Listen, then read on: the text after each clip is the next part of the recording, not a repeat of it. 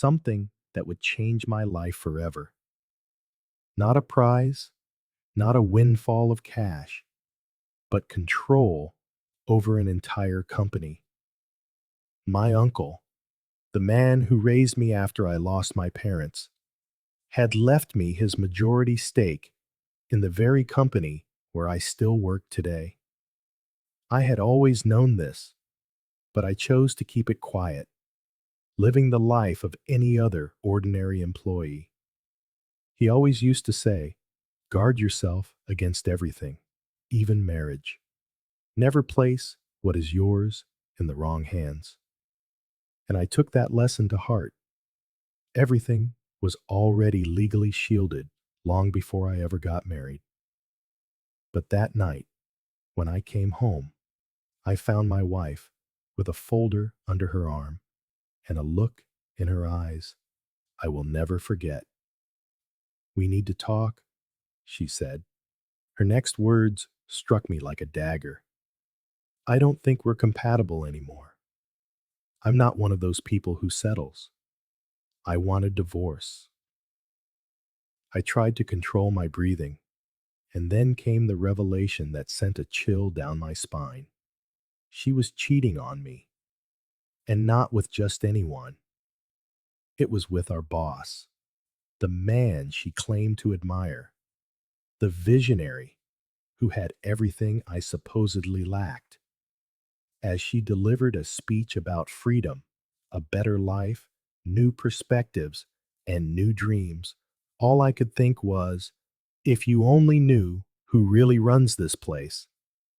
She believed she was freeing herself from a failure of a husband to live alongside a powerful man. But she had no idea that I held the entire company in the palm of my hand. My name is Liam. I'm 38 years old, and for a long time, I believed my marriage was wonderful. I met Claire at work. We started as colleagues, then we became inseparable. She had this expansive, brilliant energy that could light up any room. I, being more reserved, let myself be swept up in her rhythm. Soon enough, we were sharing bills, dreams, and a routine that, to me, felt like enough. I've always been a simple man. I never flaunted anything. I never felt the need to prove my worth. What Claire never knew was that, long before she entered my life, my Uncle Henry had already left me something of incalculable value, the majority of the shares in the very company where we both worked. I was, in silence, the true owner of it all. My uncle raised me alone after my parents died. He was a tough man, but fair. And he always repeated, don't trust anyone blindly, Liam, not even in love. Especially not in love. Protect what's yours. He was the one who made sure that, legally, everything was ironclad. When I got married, there was already a separation of assets, revised contracts, and every detail was notarized. Claire never suspected a thing. To her, I was just another mediocre employee, lacking luster, lacking ambition. And perhaps because she believed that, she began to look at Adam, our direct supervisor, as if he were a man far above me. She didn't know that when it came to any major decision, it was my signature that carried more weight than his. As she spoke of new dreams, freedom, and a better life with Adam, all I could think about was what her reaction would be when she discovered she had traded her husband for his subordinate. Because, at the end of the day, the real power had always been with me. Before I tell you how I turned the tables, let me know in the comments what city or country you're listening from. Subscribe to the channel to become part of our family and don't miss the next twist. Claire thought she was taking a step toward the future, but in reality, she had just signed her own ruin. In the early years, everything seemed perfect. Claire and I lived in a rented apartment, saving every penny. We celebrated every milestone: the first new refrigerator, the financed car, small trips that felt like luxuries. I believed that love and partnership were enough. For me, simplicity was never synonymous with failure. With time, we took a bigger step.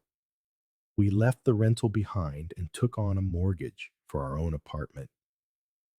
It was difficult, but for me, it was proof that we were building something solid. I worked double shifts to keep up with the payments, and every signature at the bank gave me the feeling that we were erecting our future together. But soon, I noticed subtle changes. Claire, who used to laugh at the simple things, started talking about expensive restaurants, international travel, designer clothes. I listened in silence, trying not to feel small. Inside, something whispered, she's no longer satisfied with this life.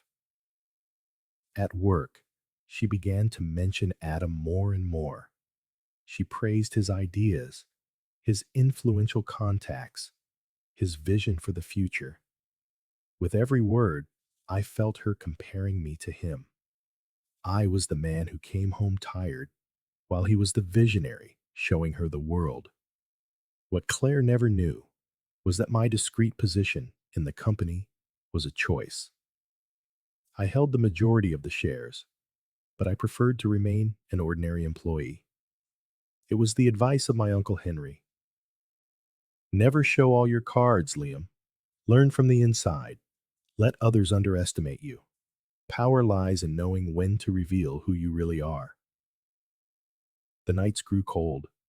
We slept in the same bed, but the distance was palpable. When I tried to talk, she'd say she was exhausted.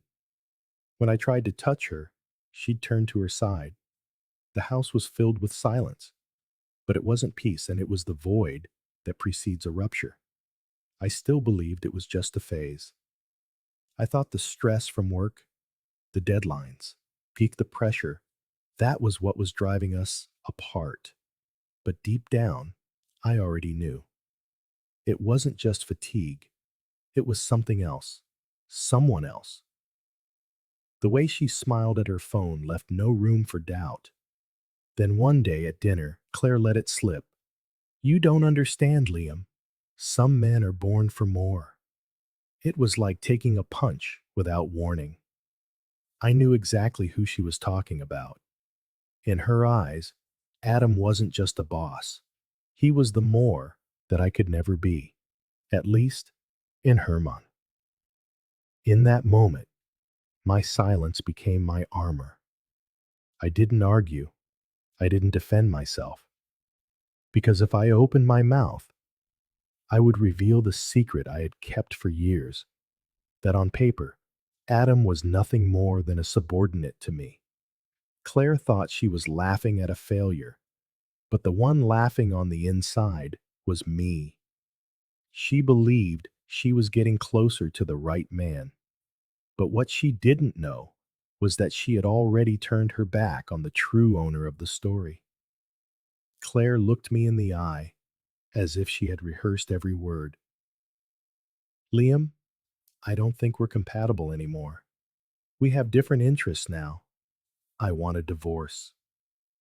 She said it just like that, without hesitation, as if she were asking to replace a piece of furniture. I was silent for a few seconds, letting the weight of her words settle in. It wasn't a total surprise.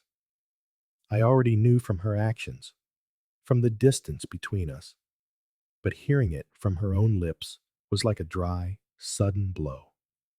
I asked why, just to hear her confirm what was already written between the lines. Claire didn't flinch.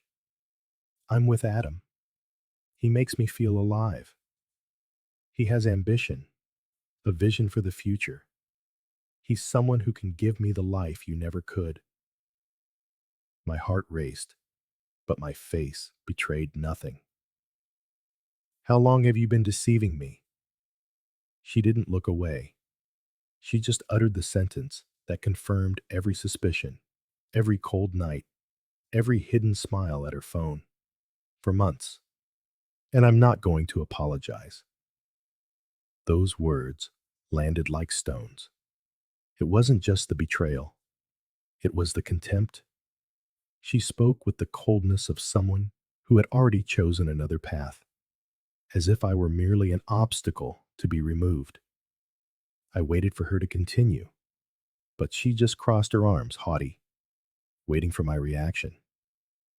Maybe tears, maybe an outburst, but all she got was a nod and my short reply. So that's it. It's decided. The silence that followed seemed to bother her more than any argument would have. Claire frowned, as if she didn't understand why I wasn't reacting. But inside, I already knew. There was nothing left to save. And if she thought she was walking away the victor, it was only a matter of time before her illusion shattered. On the day of the separation, Claire arrived with her lawyer. Her face was a mask of relief, as if she had finally shed a heavy weight. Adam wasn't there, but it was impossible not to feel his shadow in that room.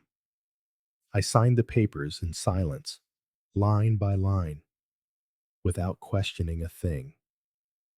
The agreement was simple. The mortgage department would be in her name, but so would the responsibility of paying off the remaining installments.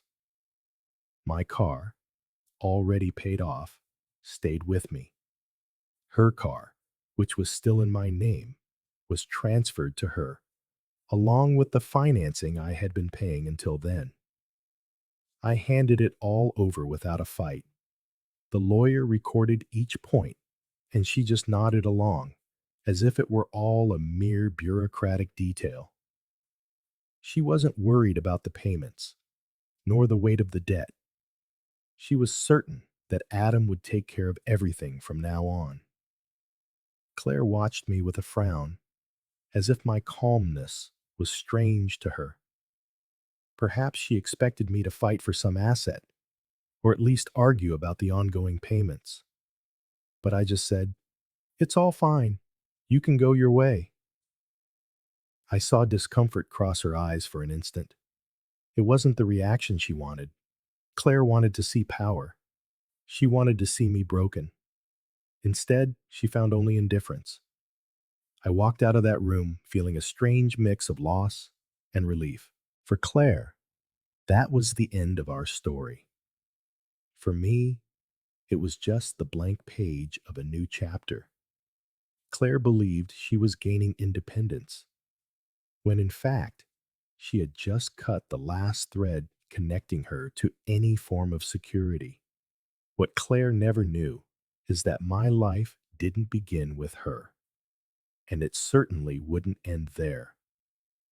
Long before any promise of love, my Uncle Henry had already prepared me for this. He raised me alone, ever since I lost my parents as a child. He was tough, demanding, but he was also the fairest man I've ever known. Henry always said, "Liam, don't put your life in anyone's hands, not even love's. The heart can make mistakes, but paper doesn't lie. Protect what's yours." I thought it was an exaggeration, but I followed his every piece of advice. The heart may fail, but the pen does not. And that's why, long before I stood at the altar with Claire, all the documents were already bulletproof. Separation of assets, revised contracts, nothing in my name that could be taken by impulse, scams, or betrayal. What she never imagined was that my uncle had left me the majority of the shares in the company where we worked. While she saw me as an ordinary employee, I was, in silence, the true owner of everything. Adam could parade around as the brilliant boss, but on paper, he was just a hired executive. With every important decision, it was my signature that carried more weight than his. For years, I kept this a secret, not out of spite, but because Henry always said that power must be silent until the right moment. Let them underestimate you. The blow is always stronger when no one sees it coming. Claire believed she had traded me for someone stronger, more ambitious, more capable of taking her to the top. But the truth is, she was just taking one step down after another, because the man she left me for had always been beneath me. She thought she had escaped into the arms of a winner, but little did she know the real failure was right beside her, wearing the boss's suit that I let him wear out of convenience. Claire left the courthouse with her chin held high. Days later, she was already parading around with Adam at events, laughing loudly as if she had never lost a night's sleep. New dresses, raised glasses, and looks of superiority for anyone who dared to mention my name. However, reality soon began to show signs that it wasn't so golden. The apartment, now solely hers, quickly revealed the weight of its mortgage payments. The car I used to pay for became a burden too expensive for someone who never knew how to manage money. But Claire wasn't worried. She trusted that Adam, her new safe harbor, would cover everything. Meanwhile, I returned to work with the serenity of a man with nothing to prove. People in the hallways looked at me with pity, as if I were the abandoned husband. I accepted every glance in silence. They had no idea that the company's board was already summoning me for decisions Adam couldn't even imagine. One Friday, I saw the two of them arrive together for a company cocktail party. She wore that triumphant smile, as if she wanted to rub her new beginning in my face. I just gave a slight nod and moved on, letting her own arrogance shine on its own. Adam, however, no longer seemed so confident. I could see the unease in his eyes. Proposals being blocked, meetings being emptied, doors that once open now slamming shut. Claire noticed nothing. She was blinded by the illusion of status. The stage was set. She believed she was living the best phase of her life, never suspecting that the ground was beginning to crumble right under her feet. Days after the party, I was called into a private meeting with three board members. They were experienced men, seasoned in business, who wouldn't waste time if it wasn't serious. We entered a locked room, and I immediately saw the gravity on their faces. Liam, we need to talk about Adam. One of the directors pushed a folder across the table.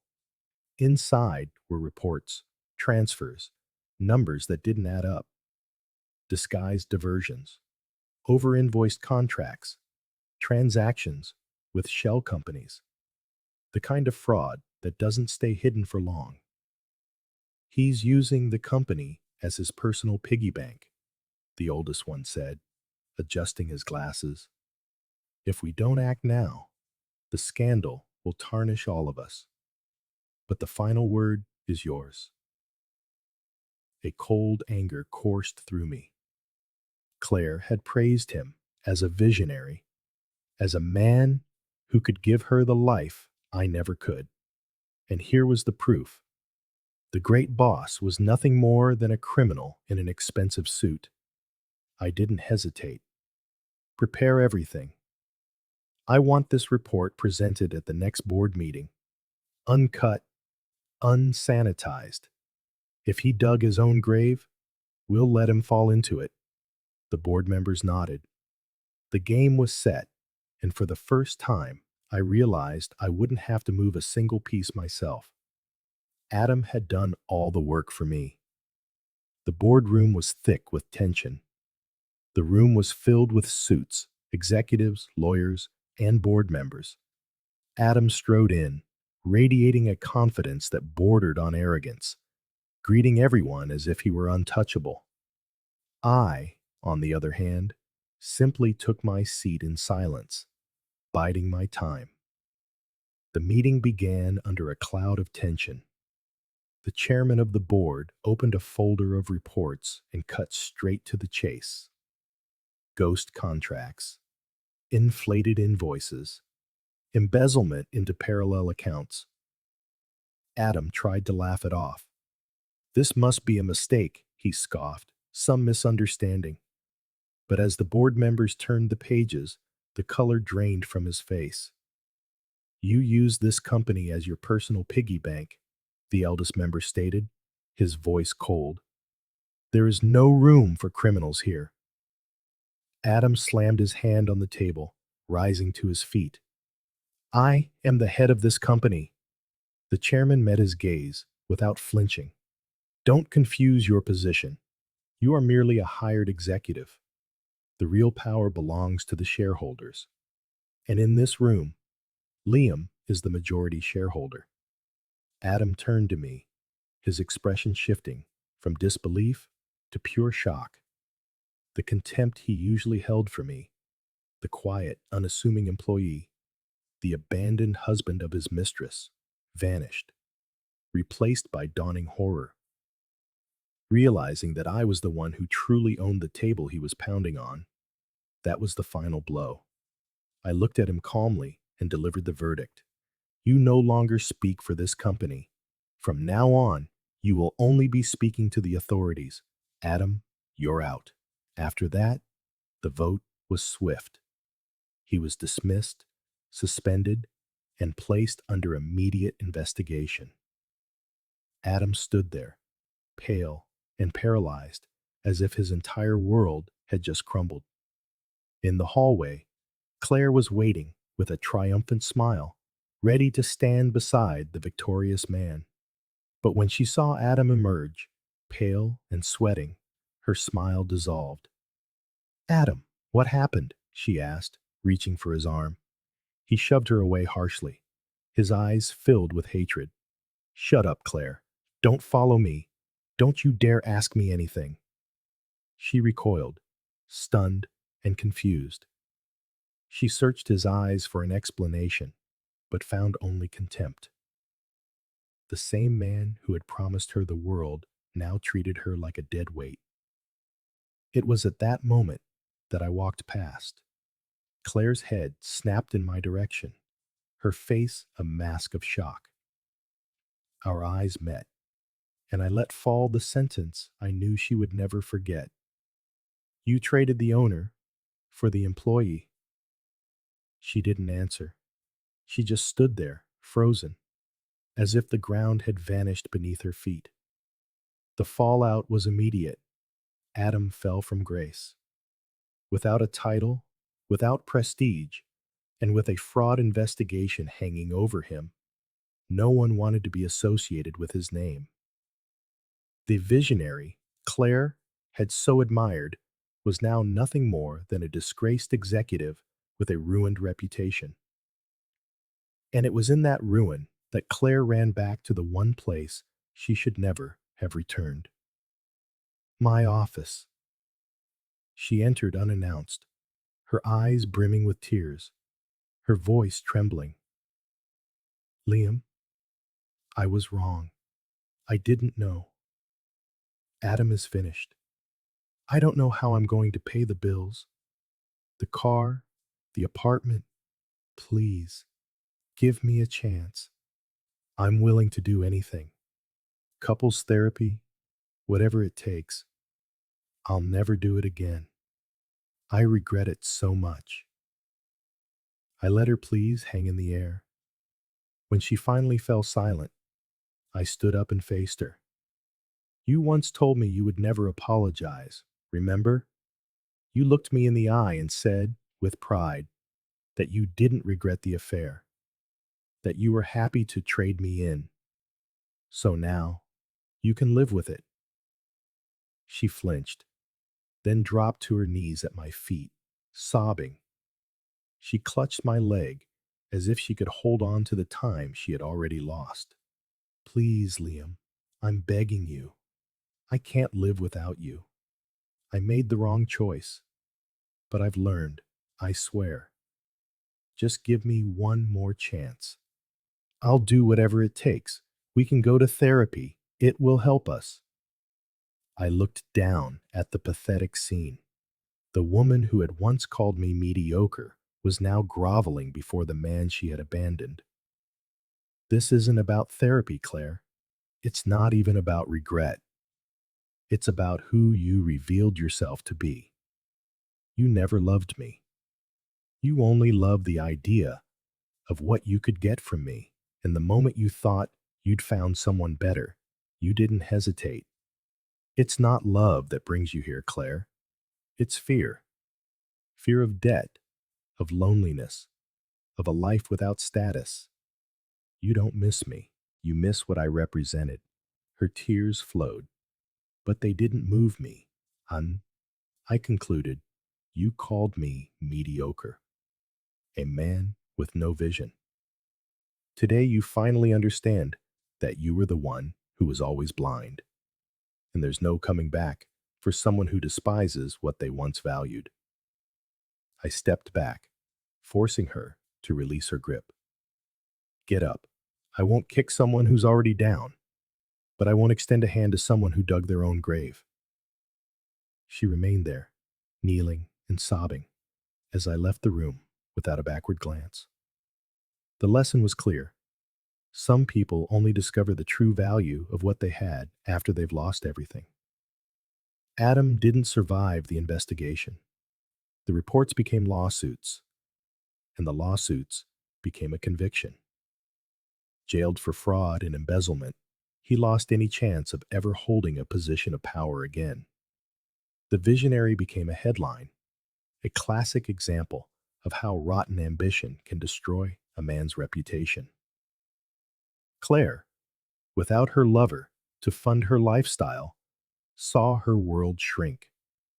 The mortgage on her apartment became an anchor she couldn't carry. The car, once a symbol of status, was now a liability. She sold both at a loss and moved into a small, cheap rental. She tried to cling to her job at the company, but with every encounter in the hallways, her hope fractured a little more. She would try to start conversations, seek my gaze, or invent excuses to pass by my office. But every cold response was a reminder that there was no way back. Her performance plummeted. She missed meetings, submitted incomplete reports. The shine she once had faded into a shadow. Before she could be fired, she resigned. She left the company in silence. No applause, no farewells. Just another face marked by regret. And me? I simply did what had to be done. There was no heroism, no grand speeches. I just showed them, at the right moment, who was truly in charge. Adam was poisoned by his own greed. Claire lost everything because she made the wrong choice. In the end, it wasn't about luck. It was about consequence. They each reaped exactly what they sowed. And what about you, who's been listening to my story? In my place, would you have given Claire a second chance? Or would you have done the same as I did and let her taste her own medicine? What this story shows is simple. Someone who betrays you once for personal gain will do it again and again. Because it was never about love, only convenience. And when the tables turn, there's nothing left but late-stage regret. So tell me in the comments, Would you have forgiven her, or would you have closed that door for good? And don't forget to subscribe, hit the notification bell, and become part of our family that's growing every day. Because the next stories will have even more surprising twists.